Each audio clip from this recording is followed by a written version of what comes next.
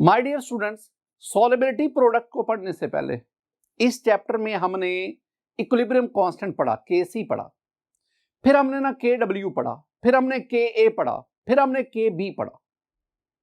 ये सारे के सारे हमने कांस्टेंट्स पढ़े और आज हम पढ़ने जा रहे हैं solubility product, that is called Ksp। ये भी उसी का ही तसलसल है। स्टूडेंट मैं आपको इसकी डेफिनेशन पढ़ाऊंगा, mathematical form, some important points में शेयर करूंगा, मैं आपको सॉल्युबिलिटी प्रोडक्ट की एप्लीकेशन पढ़ाऊंगा। लेकिन सबसे पहले मैं आगाज करूंगा एग्जांपल से। एक बात ध्यान में रखना, कुछ ऐसे सॉल्ट होते हैं, कुछ ऐसे कंपाउंड होते हैं जिनकी सॉल्युबिलिटी बहुत ज्यादा होती है, यानी वो वाटर में बहुत ज्यादा डिसॉल्व हो जाते हैं। लेकिन कुछ ऐसे कंपाउंड होते हैं जो पानी में बहुत कम डिसॉल्व होते हैं, उनको हम कहते हैं स्पेरिंगली सॉल्युबल सॉल्ट। एक्चुअली ये जो केएसपी का कॉन्सेप्ट है ना, ये स्पेरिंगली सॉल्युबल सॉल्ट्स पर ही अप्लाई होता है। तो मेरी पहली बात जो आपने ध्यान में रखनी है वो है the concept of Ksp, the concept of solubility product is applicable on the sparingly soluble salts, वो सॉल्ट जो बहुत कम डिसॉल्व होते हैं, और बाज दफा तो इतने कम डिसॉल्व होते हैं हम कह देते हैं कि दे आर ऑलमोस्ट इनसॉल्युबल। तो इनसॉल्युबल के बजाय they are very minute soluble in the solution. मैं आगाज करता हूं एग्जांपल से और फिर उन एग्जांपल को समझ के फिर हम इसकी डेफिनेशन और मैथमेटिकल फॉर्म की तरफ आते हैं। माय डियर स्टूडेंट, मेरे पास ना एक सॉल्ट है lead chloride PbCl2, lead chloride. ये बहुत कम डिसॉल्व होता है, सॉलिड स्टेट में लिया, इसको वाटर में ऐड करें तो ये आपके पास, अब मैं इसे लिख देता हूं PbCl2 एक्वस। अब ये वाटर में आए, ये आयोनाइज होगा और आयोनाइज होने पर ये बनाएगा Pb2+ लेड आइन, ये, और दो आपके पास क्लोराइड आइन बन गए -1। अब ना ये एक्वस, ये भी मेरे पास एक्वस आ गया। अब हम ना इनका केसी एक्सप्रेशन लिखते हैं। जब मैं इसका केसी एक्सप्रेशन लिखूंगा तो आप जानते हैं केसी में मेरे पास कंसंट्रेशन ऑफ प्रोडक्ट ये न्यूमरेटर में आएगी, यानी कंसंट्रेशन ऑफ लेड आइन और कंसंट्रेशन ऑफ क्लोराइड आइन, और ये जो हम नंबर ऑफ मोल्स हैं ये एक्सपोनेंट की सूरत में अपीयर होगी ओवर कंसंट्रेशन ऑफ PbCl2। अगली बात स्टूडेंट, हमने पढ़ा था कि केसी एक्सप्रेशन में ना वो सब्सटेंस जो सॉलिड स्टेट में हो वो अपीयर नहीं होता। अब इसमें ये सॉलिड है PbCl2। अब हमने क्या कहना है, हमने कहना है the concentration of solid substance remains almost constant. अगर इसकी कंसंट्रेशन तकरीबन कांस्टेंट रहती है तो इसको फिर इधर ले आए, तो ये आपके पास बन जाएगा, ये बनेगा Kc कंसंट्रेशन ऑफ PbCl2। चूंकि PbCl2 ये सॉलिड है, इसकी कंसंट्रेशन कांस्टेंट रहती है, तो कांस्टेंट को कांस्टेंट के साथ लाओ, और इधर आपके पास बना Pb2+ आई मीन लेड आइन और Cl- chloride ion raise power 2। ये coefficient of balance chemical equation है। ये आइन मैंने आइंस की कंसंट्रेशन ली, इक्विलिब्रियम कंसंट्रेशन ली, इक्विलिब्रियम। तो आपने ये जो केसी में ये जो वैल्यूज लिखते हैं, जो कंसंट्रेशन पुट करते हैं ना, ये अब तब पुट करते हैं जब ये रिएक्शन कहां पे आए, इक्विलिब्रियम पे। तो these are product of equilibrium concentration of ions, product of equilibrium. ये सेंटेंस याद रखना है, ये मैंने लिखा है राइट साइड पे, product of equilibrium concentration of ions. अच्छा, मैं इसे ना एक और भी नाम दूंगा, मैं इसे आयनिक प्रोडक्ट कहूंगा, IP से जाहिर करूंगा, IP आयनिक प्रोडक्ट, या कह लो product of equilibrium concentration of ion, या कह लो आयनिक प्रोडक्ट। ये रेज पावर आ गई and this raise power is equal to the coefficient of balanced chemical equation. अच्छा स्टूडेंट, अब आप इन दोनों Kc और इन दोनों का प्रोडक्ट ले, वो हमारे पास एक नया कांस्टेंट आएगा, दैट इज कॉल्ड Ksp।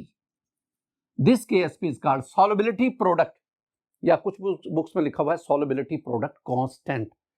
अब KSP किसके बराबर आ गया? KSP आ गया concentration of lead ion, concentration of chloride ion raise power 2। ये है हमारे पास, ये KSP की डेफिनेशन है। इसे मैंने क्या कहा? This one is the product of, product दोनों मल्टीप्लाई कर रहे हैं तो इनका आंसर क्या आएगा? Product, the product of equilibrium concentration of ion raise to power equal to the coefficient of balanced chemical equation, this one is equal to the KSP। ये KSP के इक्वल है। माय डियर स्टूडेंट, अगर आप ये practical perform करें और equilibrium state पर इनकी कंसंट्रेशन लेकर उसका प्रोडक्ट लें तो आपके पास इसकी KSP आएगी, और इसकी KSP वैल्यू जो आपके पास आएगी ना स्टूडेंट, वो है 1.6 क्रॉस 10⁻⁻5 एट 25 डिग्री सेंटीग्रेड। इसमें दो बातें आ गई। पहली बात, पहला पॉइंट, ये जो KSP है ना, इसकी वैल्यू बहुत कम होती है 10⁻⁻5, यानी very small value, very small value minus में जा रही है, रेज पावर माइनस में जा रही है, तो इसका मतलब है बहुत कम वैल्यू है। इसका मतलब क्या हुआ? इसका मतलब है कि इक्विलिब्रियम कंसंट्रेशन पर आयन की कंसंट्रेशन बहुत कम होती है। बहुत कम का मतलब क्या है? बहुत कम का मतलब है कि ये रिएक्शन फॉरवर्ड बहुत कम गया।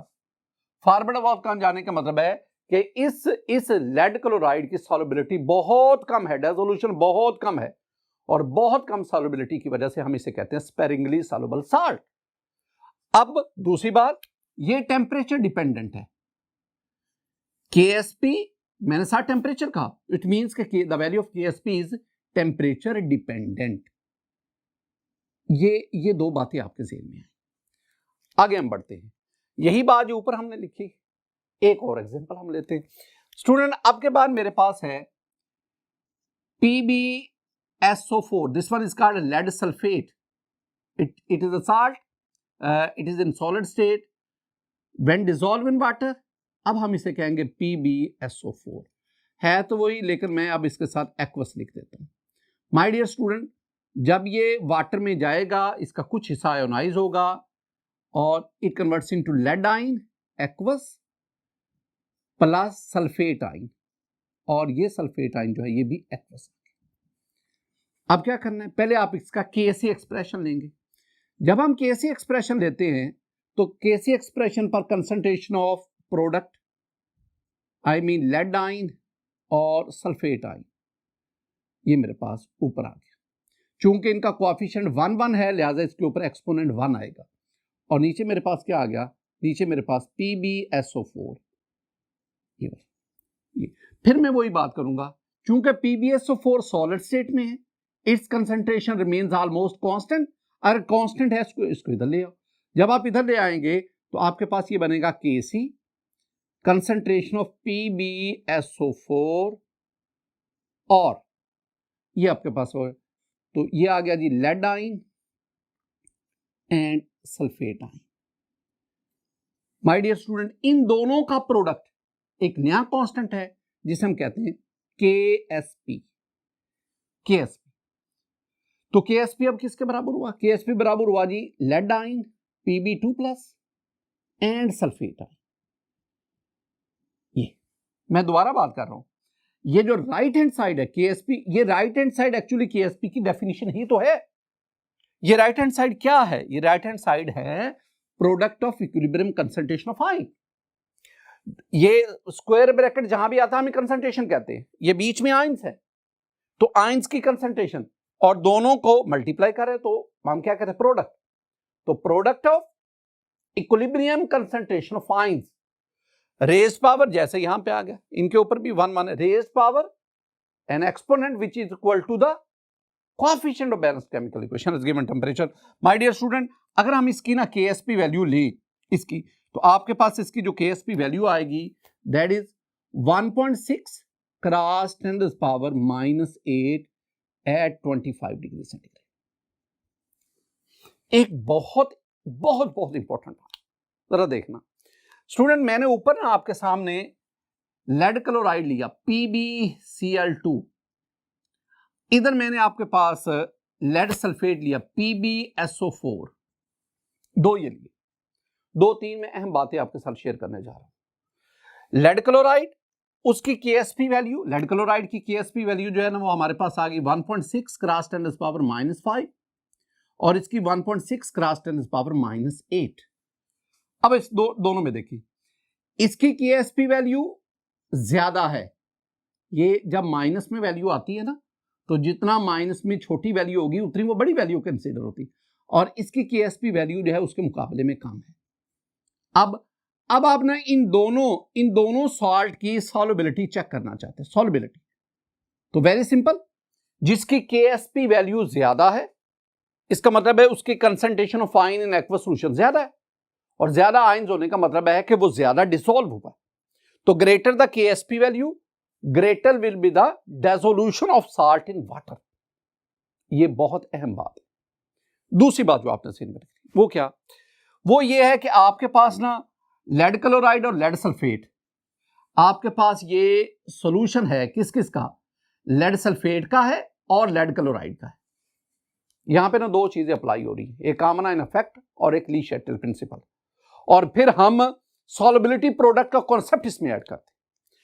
You have a mixture of lead chloride and lead sulphate solution. अब इस सॉल्यूशन के अंदर मैं ना कॉमन आयन ऐड करता हूं, लेड आयन ऐड कर देता हूं। जो ही मैं कॉमन आयन ऐड करूंगा, इन दोनों में से एक साल्ट जो है वो प्रेसिपिटेट की फॉर्म में कन्वर्ट हो जाएगा। कौन सा प्रेसिपिटेट की फॉर्म में जाएगा?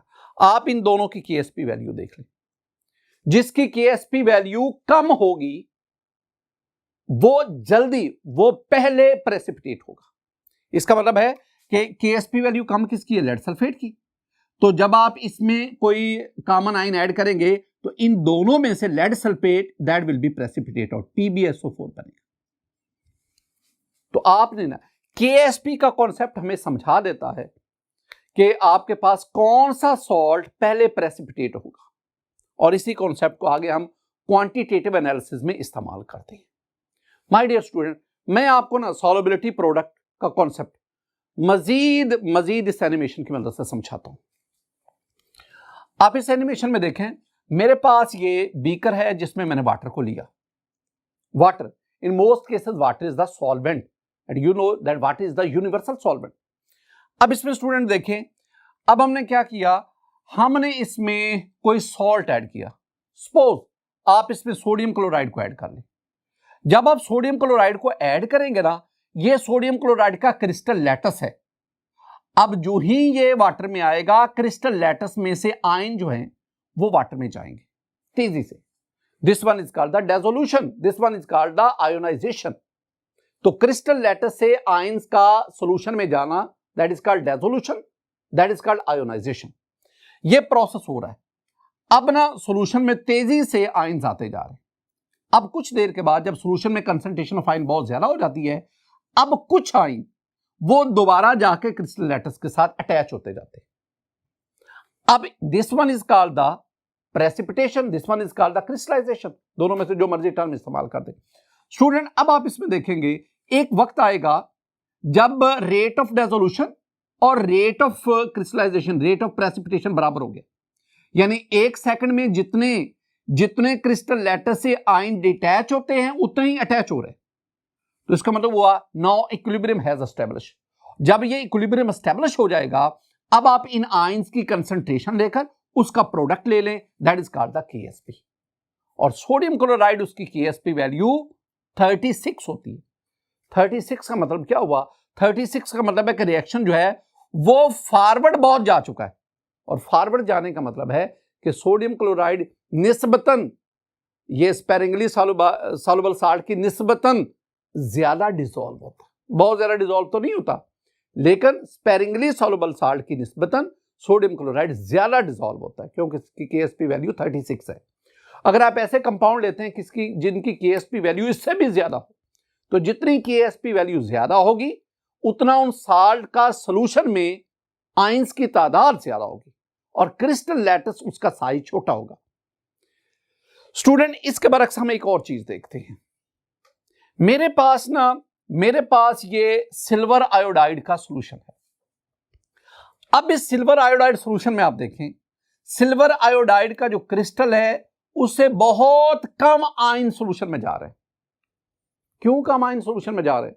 क्योंकि सिल्वर आयोडाइड की सॉल्युबिलिटी प्रोडक्ट बहुत कम है, बहुत कम है। 10 पावर -13 14 यहां तक है, बहुत 10 पावर -15 तक है, बहुत कम वैल्यू है। अगर आप सिल्वर क्लोराइड को देखेंगे वो 10 पावर -10 होता है और सिल्वर आयोडाइड उसकी सॉल्युबिलिटी प्रोडक्ट इससे भी कम है।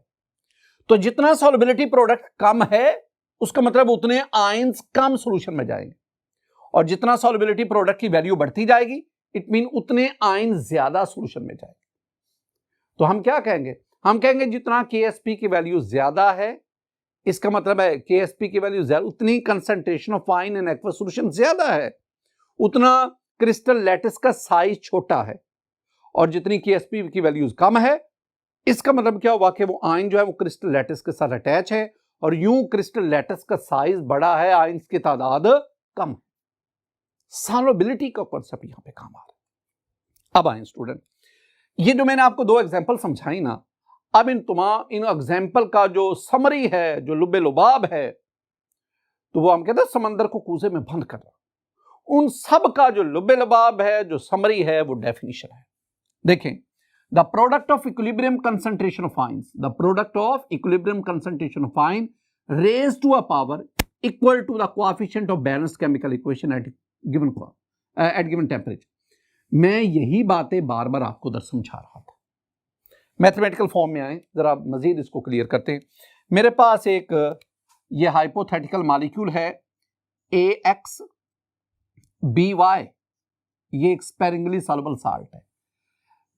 जब ये आयोनाइज होगा, रिवर्सिबल रिएक्शन, तो हमारे पास XA + Y + YB -X।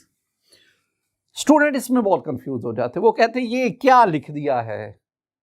मैं आपको समझाता हूं स्टूडेंट, आपने ये तो कंपाउंड पढ़ा है ना, Al2O3, this one is called alumina. ये एलुमिना है, एलुमिना। अब आप इसमें देखें, जब ये आयोनाइज होगा ना तो एल्यूमिनियम कितने हैं? 2Al। और आप जानते हैं एल्यूमिनियम की ऑक्सीडेशन स्टेट क्या है? यस, 3+। तो ये 2, ये कोएफिशिएंट आ गया और इसकी आपको ऑक्सीडेशन स्टेट जाननी। तो स्टूडेंट ये जो 3 है ना, ये इसकी ऑक्सीडेशन स्टेट है और ये जो 2 है ये ऑक्सीजन की ऑक्सीडेशन स्टेट। और आपको ये भी पता है कि किसी आयनिक कंपाउंड में जो राइट साइड पे होता है ना, उसकी ऑक्सीडेशन स्टेट नेगेटिव होती है, जो और लेफ्ट साइड पे उसकी ऑक्सीडेशन, यानी ये एनाइन होता है, ये कैटाइन। अच्छा, तो 2 एल्यूमिनियम और एल्यूमिनियम की ऑक्सीडेशन स्टेट +3। और इस तरह आप क्या कहेंगे? ऑक्सीजन कितने? 3 ऑक्सीजन और ऑक्सीजन की ऑक्सीडेशन स्टेट -2। ये वाला, ये 2 इधर ऊपर गया, ये 3 इधर ऊपर आ गया और ये 2 इसका कोएफिशिएंट, ये 3 इसका कोएफिशिएंट। बिल्कुल सेम अप्रोच आपके पास इधर। देखें, आप समझें कि ये जो A लिखा हुआ है ये Al है, एल्यूमिनियम है, और ये जो X है, X का मतलब है 2। ये जो B है, B से मुराद है O, और जो Y है, Y से मुराद है 3। तो इसका मतलब क्या हुआ? इसका मतलब हुआ कि जब आप AXBY लिखेंगे Al2O3 के बिल्कुल पैरेलल, तो पहले 2 आएगा, 2 से मेरी मुराद है X, तो पहले ये X आ गया 2A, और फिर ये जो +Y है ये 3 ऊपर, तो ये +Y होगा। बिल्कुल इसी तरह B, इसके साथ ये जो Y लिखा हुआ है ये इसका एक्सपोनेंट है, B Y B, और ये X इधर ऊपर जाके क्या हो जाएगा? -X। अब आप इसका ना KC एक्सप्रेशन लिखेंगे, तो जब मैं इसका KC एक्सप्रेशन लिखूंगा तो स्टूडेंट मेरे पास आ जाएगा KC, इनको आप ऊपर लाएंगे, concentration of A + Y, student ये वाला, और X it will be the coefficient. इसी तरह इसमें B -X and Y is the coefficient here, and this one is AXBY, इसकी कंसंट्रेशन। फिर हम क्या करते हैं? हम इसको इधर लाते हैं, और जब इधर लाते हैं तो इसके साथ मिलकर क्या बन जाता है? KSP। तो KSP क्या आ गया, KSP that is equal to, और ये मैं बार बार कह रहा हूं कि आपने ये कंसंट्रेशन तब लेनी है जब ये रिएक्शन कहां पे आ जाए, इक्विलिब्रियम स्टेट पे आ जाए। तो KSP ये इधर आ गया, KSP बन गया, तो आपके पास क्या बचा, A प्लस वाई एक्स और B माइनस एक्स वाई। अब इसमें ये वाला आइन ब्रैकेट उसकी कंसंट्रेशन, कौन सी कंसंट्रेशन, इक्विलिब्रियम कंसंट्रेशन, दोनों मल्टीप्लाई कर रहे हैं, तो इसका आंसर क्या आएगा, product, the product of equilibrium concentration of ions, product of equilibrium concentration of ions. और इसको आप क्या कहेंगे, raise power n exponent equal to the raise power n exponent equal to the coefficient of balanced chemical equation, and this one is the KSP expression. My dear student, 3 बातें आपको समझाने जा रहा हूं, 3 पॉइंट्स। पहली बात, KSP क्या है, KSP के बारे में 3 बातें। KSP is the product of, ये ना एक लफ्ज में यूज करने जा रहा हूं, मोलर सॉल्युबिलिटीज। इक्विलिब्रियम कंसंट्रेशन पे जो आइंस हैं, आइंस का बनना सॉल्युबिलिटी ऑफ साल्ट बता रहा है। तो KSP क्या है, KSP is the product of molar solubilities of two ions at equilibrium, यानी मैं कह सकता हूं कि KSP, अगर एक की सॉल्युबिलिटी, इसकी सॉल्युबिलिटी को हम S कंसीडर करते हैं, दूसरे की सॉल्युबिलिटी को हम S कंसीडर करते हैं, अगर इनका कोई एक्सपोनेंट होता, तो कोएफिशिएंट होता, तो वो एक्सपोनेंट की सूरत में आता, तो फिर ये KSP that is equal to S square, अगर एक्सपोनेंट होता तो आप उसको इस तरह मैनेज कर लेते। दूसरी बात, दूसरा पॉइंट, अभी मैंने स्टूडेंट आपसे शेयर किया KSP के बारे में 2 बातें, वेरी स्मॉल वैल्यू, यानी 10 पावर माइनस में जा रही है, नेगेटिव में जाती है, नेगेटिव एक्सपोनेंट है, very small value at room temperature. और दूसरी बात, this one is temperature dependent. और एक और बात, वो जरा सुनिएगा स्टूडेंट, जितना ये रिएक्शन फॉरवर्ड जाएगा, यानी ये this one is the right side and this one is the left side, अगर ये रिएक्शन राइट साइड पे जाएगा, राइट पे, तो इसका मतलब है डेसोल्यूशन बढ़ रही है, मोलर सॉल्युबिलिटीज बढ़ रही है, और राइट साइड पे जाने का मतलब है कि KSP की वैल्यू, ये कई चीजें आपस में करेक्ट है ना। राइट साइड पे जाने का मतलब है आयंस की कंसंट्रेशन बढ़ रही है, इनके बढ़ने का मतलब है KSP बढ़ रही है, KSP बढ़ने का मतलब है सॉल्युबिलिटी बढ़ रही है, मोलर सॉल्युबिलिटीज बढ़ रही है। इन चीजों को आपने ध्यान रखना। हम आगे बढ़ते हैं, और मेरे पास application of KSP। My dear student, application of KSP में पहली बात कि with the help of KSP we can determine KSP from solubilities, solubility क्या,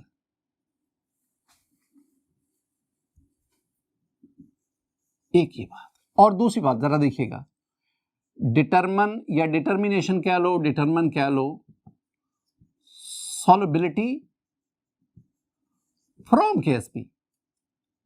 अब जरा इन दोनों बातों को स्टूडेंट ध्यान में रखें। ऊपर मैंने लिखा है कि आपको सॉल्युबिलिटी गिवन है, आपने उससे KSP को फाइंड आउट करना है। नीचे मैंने उसको उलट कर दिया कि आपको KSP गिवन है, तो फिर आपने किसको, सॉल्युबिलिटी उसको डिटरमिन करना है। तीसरी बात, तीसरा पॉइंट नंबर 3 पे जाऊंगा, और नंबर 3 पे मेरे पास है प्रेसिपिटेशन। ये अभी मैं आपको समझा चुका हूं।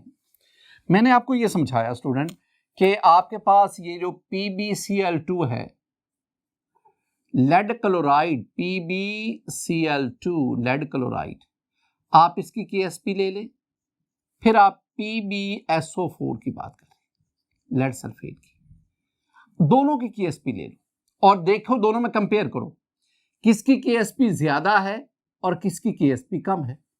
अगर आपके पास इन दोनों का मिक्सचर हो तो कॉमन आयन ऐड करने पर सबसे पहले उसके प्रेसिपिटेट बनेंगे जिसकी Ksp कम होगी। ये कुछ बातें ये आपको ज़हन में बैठानी पड़ेगी। एक ना very important, very useful table, that is very important for your anti test exam. जरा एक टेबल को पढ़ने से पहले मैं आपको कुछ बातें समझाना चाहता हूं।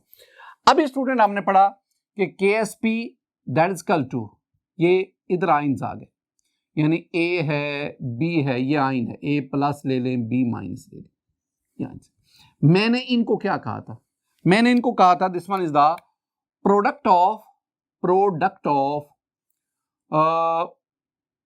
Equilibrium concentration of ions. मैंने कहा या इसको लिख लो या इसको ये लिख लो या इसको लिख लो कि आयनिक प्रोडक्ट, तो इसको हम IP से भी लिख देते, IP आयनिक प्रोडक्ट।